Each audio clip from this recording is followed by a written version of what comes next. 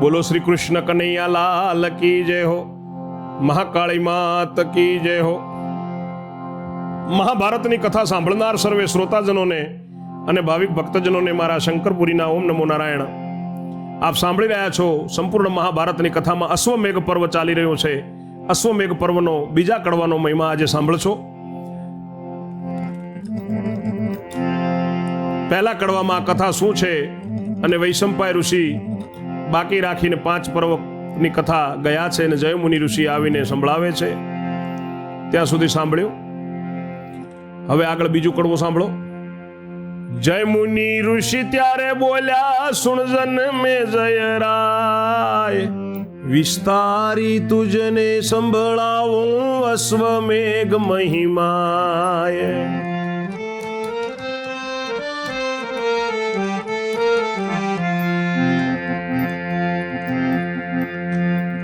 હસ્તિનાપુરની ભોગવે ગાદી, કુંતાના તન ધર્મ, નીતિ પૂર્વક રાજ્ય ચલાવે ને નિત્ય કરે શુભ કર્મ।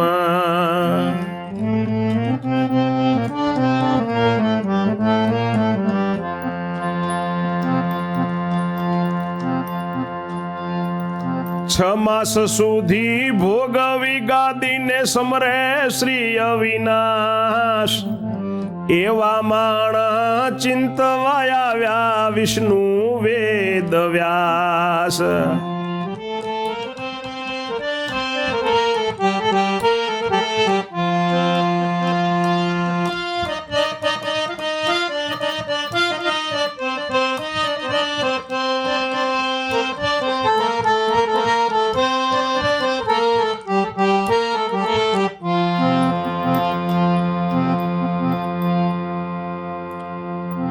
ઋષિ જયમુનિ કહે છે કે હે જન્મેજય રાજા, તને અશ્વમેઘ પર્વનો મહિમા સમજાવું છું।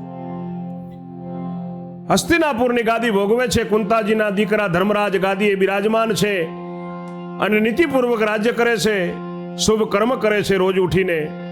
એવી રીતે 6 મહિના સુધી ગાદી ભોગવી છે અને ભગવાનને સ્મરણ કરે છે। એવામાં અણચિંતવ્યા વગર બોલાવ્યા મહર્ષિ વેદ વ્યાસજી ભગવાન વિષ્ણુનો અવતાર એમના ત્યાં આવ્યા છે। પાંડવ ઉઠીને પાયે પડ્યા ને પ્રેમે આપ્યું છે આસન, પધારો પધારો કહીને બેસાડ્યા, એમને કર્યા છે પાવન।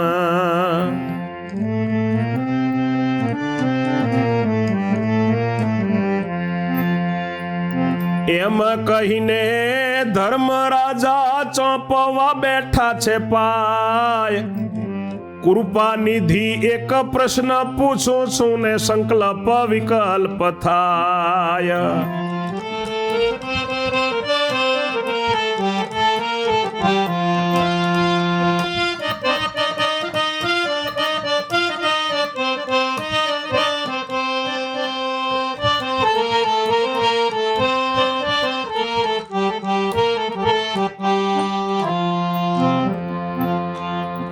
કુળની કંદનય મેરે કીધું રાજ્ય લેવાને આપ, તે મુજને મનમાં ખટકે છે, જાણું છું બેઠું પાપ।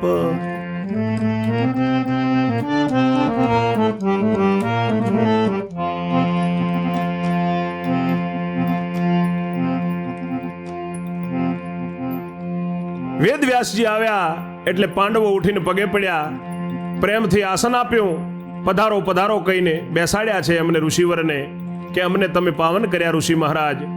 એમ કહીને ધર્મરાજા એમના પગ દાબવા બેઠા, પગ ચાંપે છે, ચરણ ચાંપે છે અને પછી કહે છે કે હે કૃપા નિધાન મહર્ષિ વેદ વ્યાસ ભગવાન વિષ્ણુ, હું આપને એક પ્રશ્ન પૂછું છું, મને સંકલ્પ અને વિકલ્પ થાય છે। અમે કુળનું નિકંદન કરી નાખ્યું રાજ્ય લેવા માટે, એ વાત મારા મનમાં ખટકે છે અને હું જાણું છું કે મને બહુ પાપ લાગ્યું છે।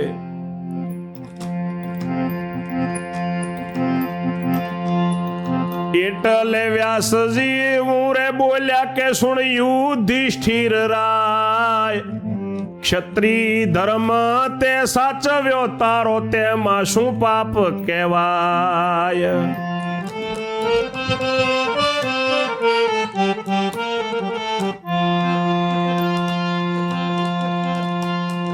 પણ લૌકિક અપવાદ બેઠો ને કિંચિત એનો દોષ. દોષ તણું નામ સાંભળ્યું કે ધર્મ થયા અફસોસ.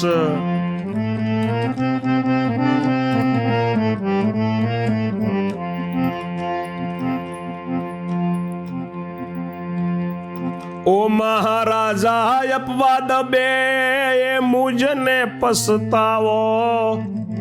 તે પણ નિવારણ થાય તેવું કાર્ય મને તમે બતાવો.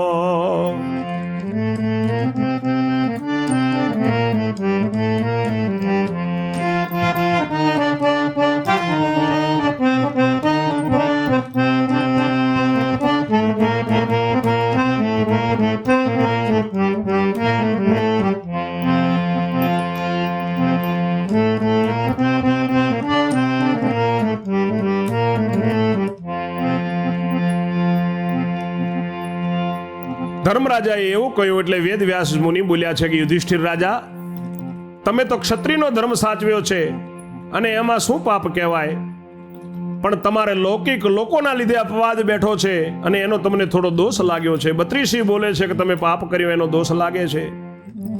દોષનું નામ સાંભળ્યું એટલે ધર્મરાજાને અફસોસ થયો. કહે છે કે હે મહારાજ, અપવાદ બે વાતનો છે, મને પસ્તાવો છે, પણ એનું નિવારણ થાય તેવું મને તમે કાર્ય બતાવો.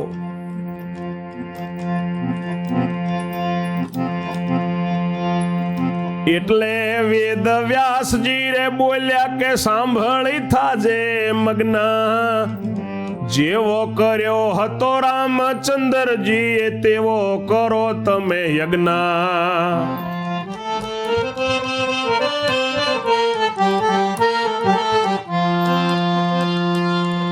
અશ્વમેઘનો યજ્ઞ કરવાથી બહુ મોટો જય થશે. લૌકિક અપવાદ જગતમાં બેઠો ને તમારો તે તો જાશે.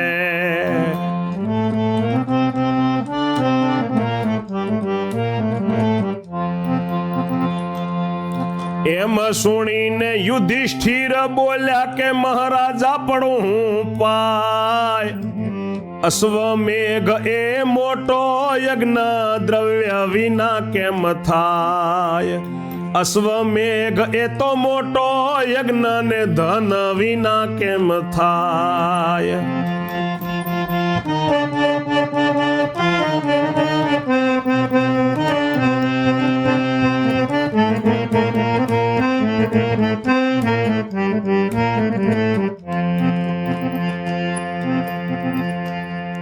છ માસથી રાજગાદી રે પામ્યા ને ધન નથી સંગ્રહ કીધું. દુર્યોધનનું મેળવેલું હતું તે તો અમે લૂંટાવી દીધું.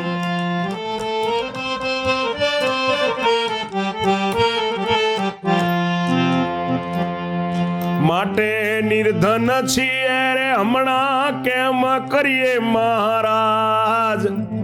મન મોકળું મૂકીને વાપરવું તે કેમ કરીએ કાજ.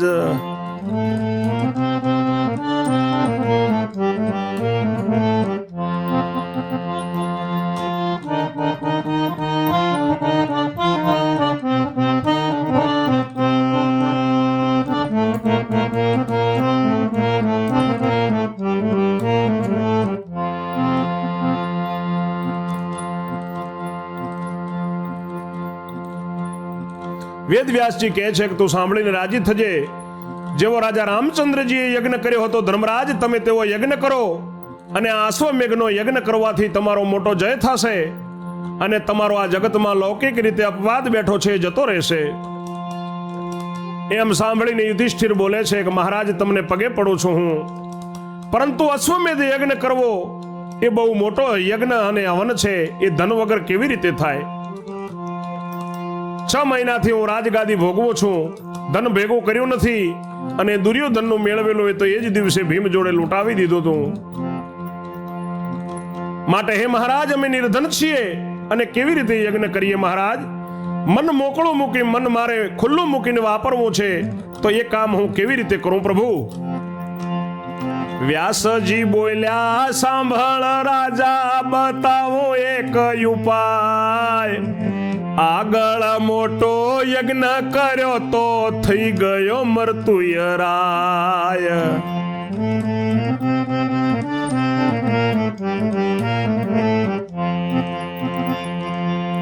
તેણે વિપ્રને દાન કર્યા ને નર્દમક ના કતેરા દરિદ્ર ના દળ દળ એણે કાપ્યા ને કીધા મેરુ સમેરા વિપ્રોએ જે કનક લીધા ને તે ડુંગરો માય દાટ્યા ઘણા વર્ષના રે અકળાયેલા લક્ષ્મીજી ઉભરાટ્યા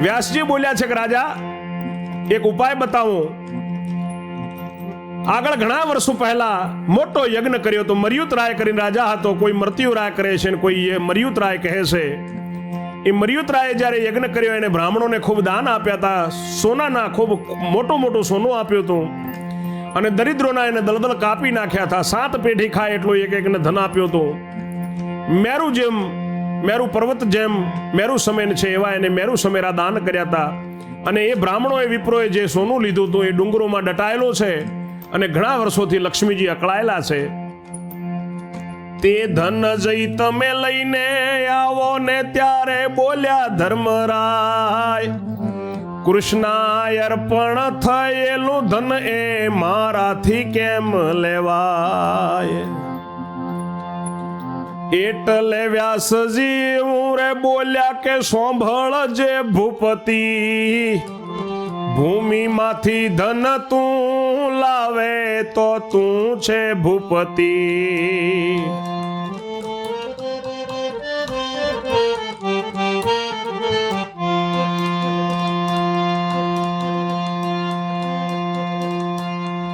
એ ધનના માલિક વિપ્રોને ત્યાંમાંનું નથી કોઈ ધરતીના ધન કેરો એ ધણી ધરણીનો ધણી હોય માટે તે ધન તું લઈ આવ એમાં નથી તને દોષ તે લાવીને યજ્ઞ આરંભો કરશો નહીં અફસોસ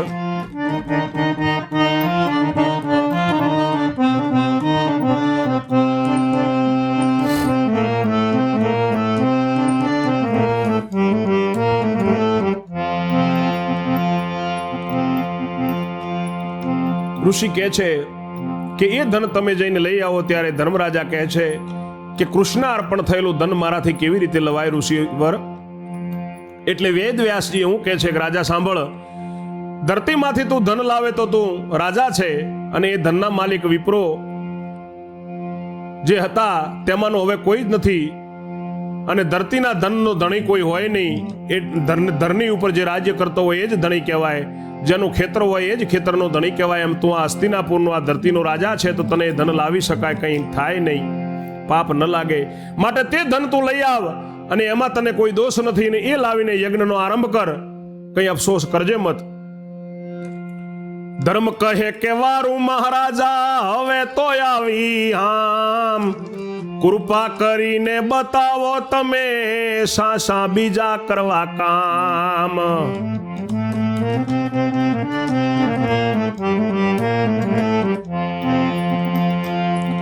એટલે વેદ વ્યાસજી રે બોલ્યા કે સાંભળ રાજકુમાર વરુણ કરવી લાવવા તેડી વિપ્રો 20,000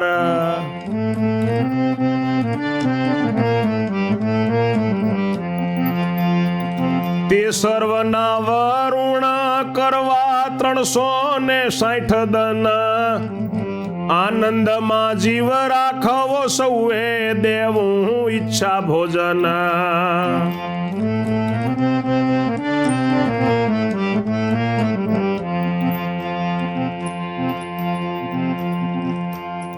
યજ્ઞની પૂર્ણાહુતિ થાય ત્યારે ધેનુ દેવી ઘરમાંથી એક એકો રથ બેસવાને દેવો વળી દેવો એક હાથી.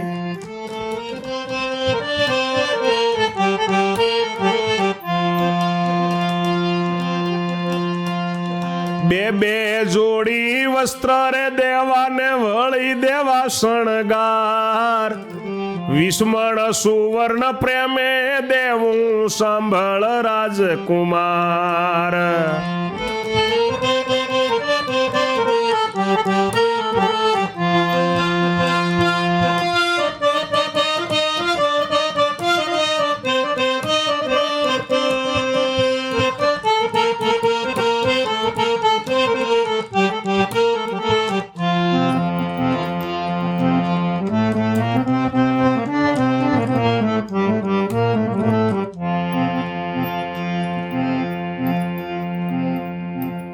ધર્મરાજા કહે છે કે ભલે મહારાજ, હવે મને હિંમત આવી, પણ કૃપા કરીને તમે બતાવો કે બીજા શું કામ કરવા. એટલે વેદવ્યાસજી બોલ્યા છે કે રાજા સાંભળજે, અગ્નિ પ્રગટ કરવા માટે 20,000 બ્રાહ્મણોને તેડી લાવવાને, એ વરુણ કરવા 360 દિવસ આનંદમાં એ વિપ્રોને રાખવા અને બધાને ઈચ્છા શક્તિ પ્રમાણે ભોજન આપવું. યજ્ઞની પૂર્ણાહુતિ થાય ત્યારે એક એક ગાય ઘરમાંથી આપવી, એક એકો રથ એમને બેસવા આપવો અને એક એકો હાથી આપવો. એ 20,000 વિપ્રોને બે બે જોડી વસ્ત્ર આપવા, વળી શણગાર આપવા અને 20 મણ સોનું પ્રેમ કરીને આપવું. રાજા એક એક ખોબો મોતી દેવા વિપ્રોને ધરી પ્રેમ. હરનિશ ઈશ્વર સ્મરણ કરવું સત્ય શ્રદ્ધા યાદરીને. એક એક ખોબો મોતી દેવાના, પ્રેમ ધરી બ્રાહ્મણોને અને સદાય ઈશ્વરનું સ્મરણ કરવાનું, સત્ય શ્રદ્ધા આદરવાની. યજ્ઞ આરંભથી ધર્મ રાજા હું કહું તે આદરવું. તમારે ને દ્રૌપદીએ તો ધારા વ્રત શુભ કરવું.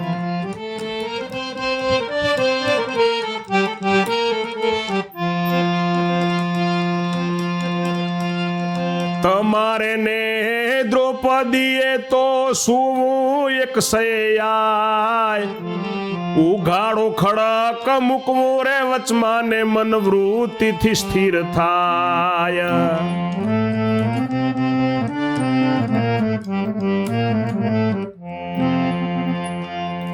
વળી તમારે ને દ્રૌપદીએ ખાવું એક જ અન્ન.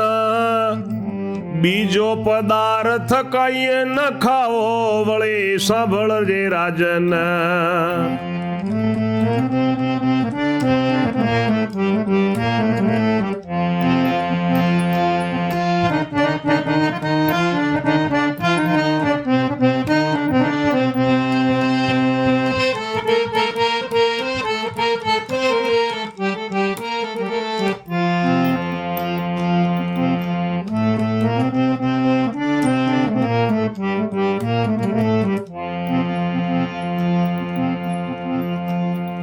યજ્ઞ ને સારું યશ્વ જલેવો ને જોઈએ પંચ કલ્યાણી. ખવરાવવું પીવરાવવું તેને પૂજવો દેવી જાણી.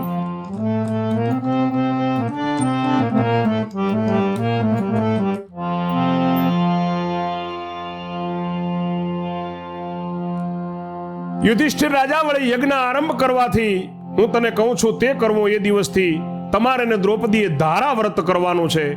ધારા વ્રત એટલે તમારે દ્રૌપદીએ એક જ ખાટલામાં સુવાનું છે, એક જ સૈયાએ સુવાનું અને વચમાં ઉઘાડું ખડગ મૂકવાનું, મન વૃત્તિથી કામનાથી સ્થિર કરવાનું.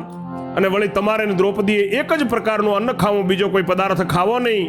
વળી સાંભળ રાજા કે યજ્ઞના સારું એક ઘોડો લેવો અને એ પંચ કલ્યાણી હોય એ ઘોડો, એને ખવડાવવો પીવડાવવો અને દેવી જેવો જાણવો, એને દેવ કરીને પૂજવો. તે અશ્વના ચિહ્ન બતાવું સુણ યુધિષ્ઠિર રાય. પૂંછડો પીળું કાન કાળા ને એની શ્વેત જ કાય.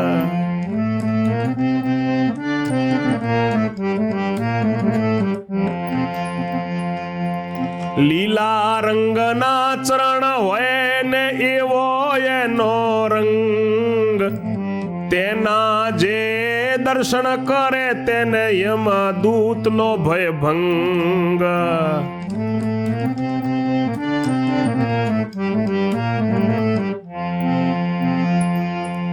એ ઘોડાના ચિહ્ન હું તને બતાવું છું યુધિષ્ઠિર રાજા, સાંભળ. એનું પૂંછડું પીળા કલરનું હોય, એના કાન કાળા હોય અને એની ધોળી કાયા હોય, શ્વેત કાયા હોય. માફ કરશો, શ્વેત એની કાયા હોય અને લીલા રંગના એના પગ હોય, એવો એનો રંગ હોય. એના જે દર્શન કરે એને યમદૂતનો ભય ભાગી જાય. તે તો ખારતે લાવીને રાખો થોડા દિવસો ઘેર, ચૈત્ર સુધી પૂર્ણિમાએ છોડાવો આનંદ ભેર.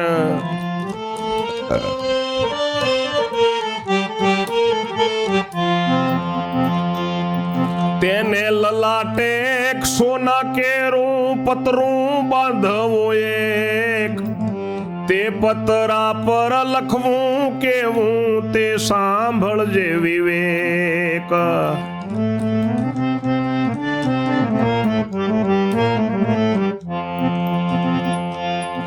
ક્ષત્રિય કેરો પુત્ર હોય તે આ ઘોડાને બાંધે, એટલું લખીને મૂકવો ફરવા ખુશી આવે ત્યાં વાધે.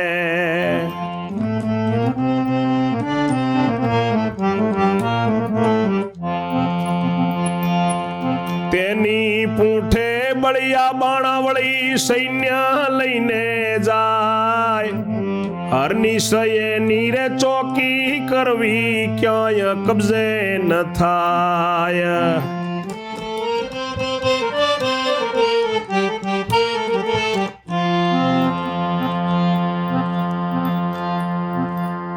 એવો એ ઘોડો તમે લાવીને રાખો, થોડા દિવસો ઘરે રાખો, ને જ્યારે ચૈત્ર મહિનાની પૂનમ આવે એ પૂર્ણિમાના દિવસે તમે આનંદ ભેર છોડો. તેના લલાટે એક સોનાનું પતરું બાંધવાનું અને એ પતરા ઉપર લખવાનું. એ તો વિવેક કરીને સાંભળ કે શું લખવું. એ પત્રામાં એવું લખવું કે જે ક્ષત્રિય કેરો પુત્ર હોય તે આ ઘોડાને બાંધે, એટલું લખીને ફરવા મૂકવો. એ ભલે ખુશી હોય ત્યાં એ ઘોડો જાય. એની પાછળ તેની પૂંઠે બળિયા બાણાવળી સૈન્ય લઈને જાય, હરનિશયની ચોકી કરવી ક્યાંય કબજે ન થાય. બળિયા બાણાવળી સૈન્યના યોદ્ધાઓ એની પાછળ રાખવાના અને એની ચોકી કરવાની ક્યાંય કબજે ન થાય. પંચ કલ્યાણીને ફરતા ફરતા લાદ કરે જેઠામ, ધર્મશાળા તે સ્થળે કરવીને કાં કરવો વિશ્રામ. એ પંચ કલ્યાણી ઘોડો જ્યાં ફરે અને જ્યાં લાદ કરે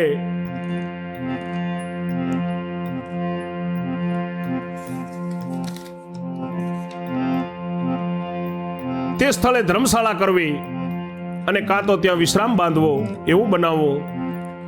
જે સ્થળે કરે લઘુ શંકા ત્યાં કૂવો કે વાવ, ખર્ચમાં ખામી નવ કરવીને પૂર્ણ લેવો લાવ. જે સ્થળે લઘુ શંકા કરે ત્યાં કૂવો કે વાવ કરાવી, બિલકુલ ખર્ચામાં પાછું ન જોવું, પૂર્ણ લાવો લેવો ધર્મરાજા. એ અશ્વને તો ક્ષત્રિય નંદન બંધન કરે જે, તેની સાથે યુદ્ધ કરીને અશ્વ લેવો પાછો તે. એવી રીતે તો 360 દાડા ફેરવવો હામ ધરી, એટલે ધર્મ રાજા પૂછવા લાગ્યા વ્યાસજીને કરગરી.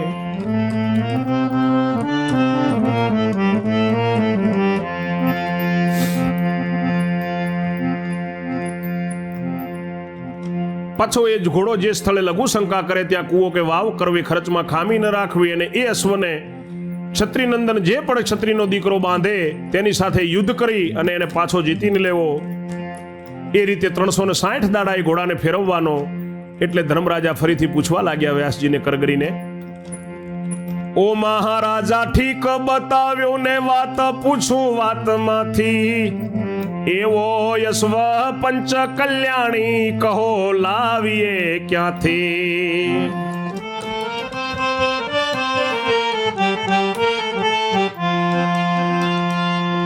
એટલે વેદ વ્યાસ વ્યાસજી રે બોલ્યા કે બતાવું વિવેક, ભદ્રાવતી નામની છે નગરી ઉત્તર દિશામાં એક.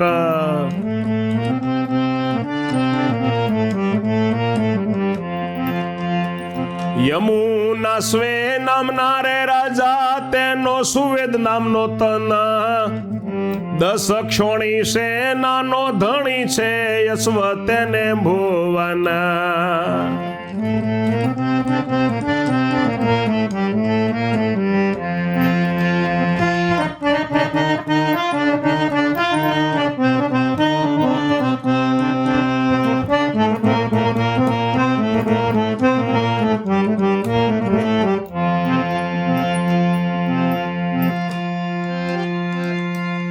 ધર્મરાજા કહે છે વેદ વ્યાસજીને કે મહારાજ તમે બધી વાત તો સારી બતાવી, પણ એવો પંચકલ્યાણી અશ્વ ક્યાંથી લાવીએ એ તો કહો. એટલે વેદ વ્યાસજી બોલ્યા છે કે ભદ્રાવતી નામની એક ઉત્તર દિશામાં નગરી છે અને યમુનાશ્વ નામનો રાજા છે ને એનો સુવેદ નામનો પુત્ર છે અને 10 ક્ષોણી એની સેનાનો ધણી છે, એના ઘરે આવો ઘોડો છે. તે અશ્વની ચોકી કરે છે 10 ક્ષોણી સેના, તેની સાથે યુદ્ધ કરીને યશ્વ લાવવો આય.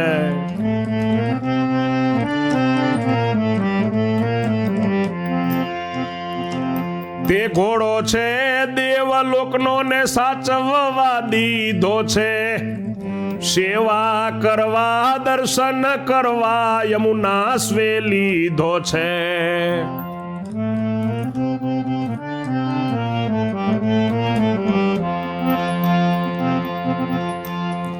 8 દિવસે આદિત્યવારે તે ઘોડો છોડાય, ક્ષિપ્રા નામની નદીમાં તેને નવડાવવા લઈ જાય.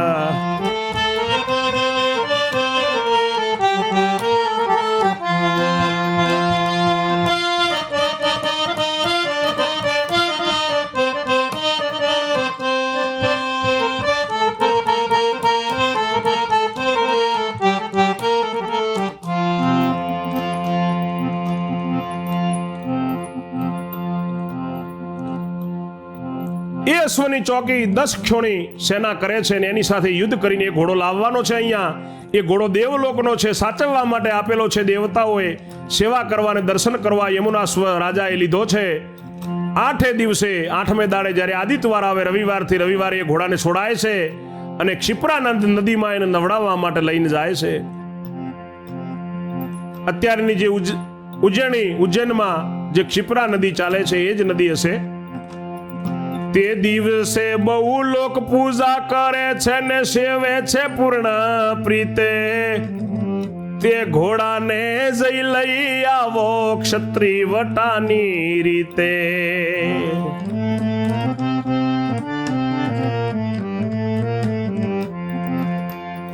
લાવવો નહીં તે છાનો માનો ને ન લાવવો માગીને, લાવવો નહીં રાય મારણ પમાડી, લાવવો હઠ ભાગી. લાવવો યુદ્ધ કરી જીતીને ઓ કુંતી સંતાન, એમ કહીને આજ્ઞા માગીને વ્યાસ થયા અંતર ધ્યાન.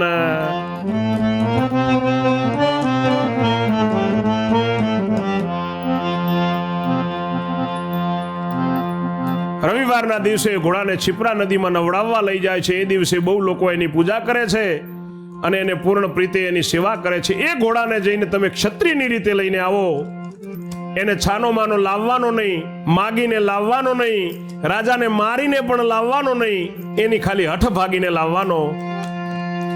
યુદ્ધ કરીને જીતીને એને લઈને આવો કુંતીના સંતાન, એમ કહી અને વેદ વ્યાસજી આજ્ઞા માગી અને અંતર ધ્યાન થઈ ગયા.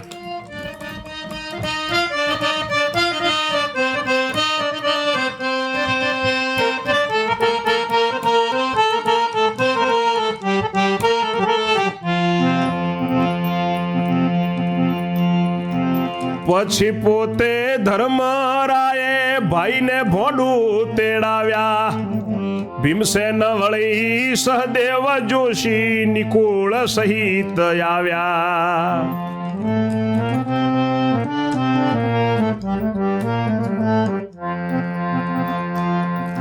એડંબાવનથી આવ્યો છે ગટોર ગચ્છનો તન, વરસ કેતુ સૂત કરણનો રહે છે ધર્મ ભુવન.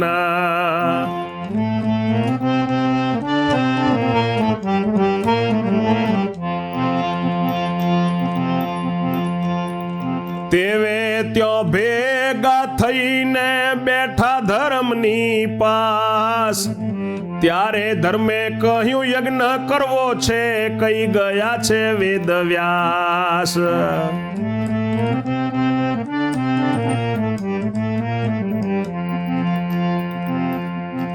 વેદ વ્યાસજી અંતર્ધ્યાન થયા પછી પોતે ધર્મરાજાએ એમના ભાઈ ભાંડુ કુટુંબ કબીલા તેડાવ્યા છે. ભીમસેન, સહદેવ જોશી, નિકુળજી બધાએ આવ્યા છે. અને એડંબાવનથી ગટુરગચ્છનો દીકરો વરસકેતુ પણ આવ્યો. માફ કરજો, ગટુરગચ્છનો દીકરો એડંબાવનથી આવ્યો છે. મેઘવર્ણ જેનું નામ છે, ગટુરગચ્છનો દીકરો એડંબાવનથી આવ્યો છે. અને ગટુરગચ્છનો દીકરો એ આવ્યો, અને વરસકેતુ કર્ણનો દીકરો પણ જે જીવતો રહેલો છે એ પણ આવ્યો છે. એ ધર્મરાજાના ભુવને જ રહે છે, પાંડવોના ત્યાં જ રહે છે. એવે ત્યાં ભેગા થઈને બેઠા ધર્મની પાસ, ત્યારે ધર્મે કહ્યું યજ્ઞ કરવો છે, એમ કહી ગયા વેદ વ્યાસ. તેમ કામ કરવું મનમાં યાદરવું ને લેવાનો છે લાવો, માટે મારા વૃકો અંદર વીરા કૃષ્ણજીને તેડી આવો.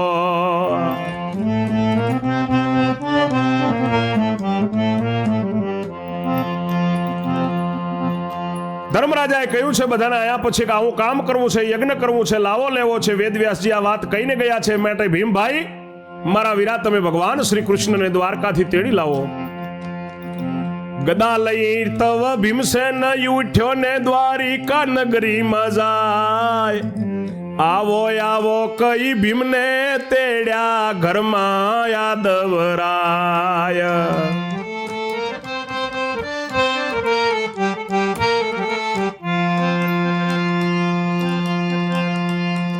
કહો વૃકોંદર કેમ પધાર્યા? ભીમસેન બોલ્યો સુખભેર. હસ્તિનાપુરમાં પધારો દેવતા, યજ્ઞ ધાર્યો મારા ઘેર.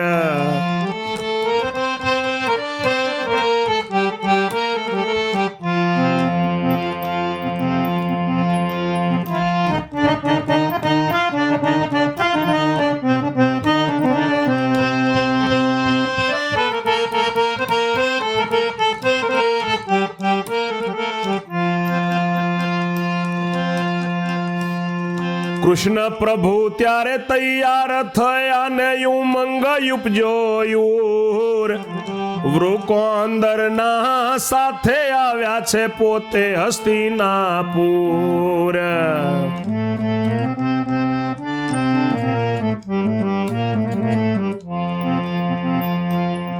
ધર્મરાજાએ કઈ બધી બીના રાજી થયા દીનાનાથ.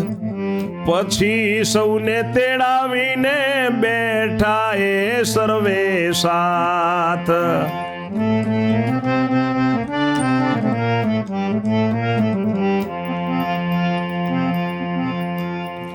એટલે બોલ્યા ધર્મ રાજા, પ્રથમ યશ્વને લાવો. આપણામાંથી શૂરો પૂરો લેવાને કોઈ એક જાવો.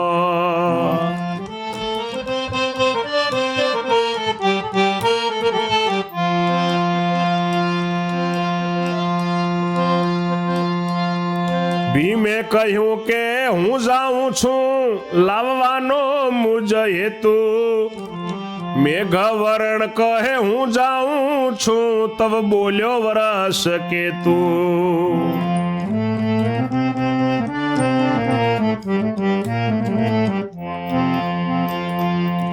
ઓરે પિતાજી હું જાઉં છું કરું જઈને ચડાઈ. ધર્મ કહે ત્રણે જણ બોલ્યા તેથી ત્રણે જાઓ.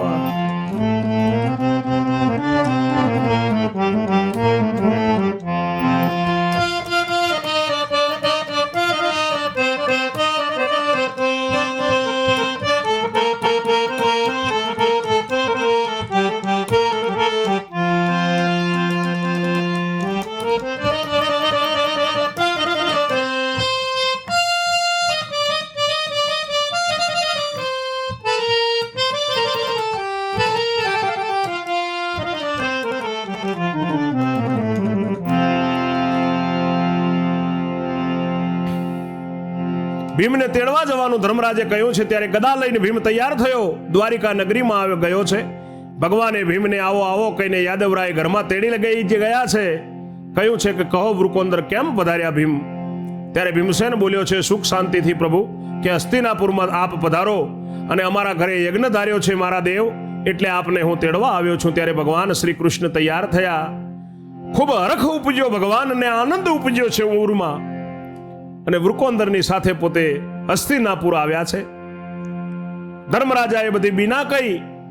ભગવાન ખૂબ રાજી થયો મારો દીનાનાથ. પછી બધાને તેડાવીને ધર્મરાજા બધાની સાથે બેઠા. એટલે ધર્મરાજા પ્રથમ ઘોડાને લાવવા માટે કહ્યું કે ભાઈ, ધર્મરાજા બોલ્યા છે કે ઘોડાને લાવવો છે, પ્રથમ આપણામાંથી કોણ સુરોપુરો એને લેવા માટે જશે? ત્યારે ભીમ બોલ્યો છે કે હું જાઉં. મેઘવર્ણ કે છે હું જાઉં, અને કર્ણનો પુત્ર વરસકેતુ કે હું જાઉં. પિતાજી મને આજ્ઞા આપો, હું જાઉં ને ચડાવી કરું.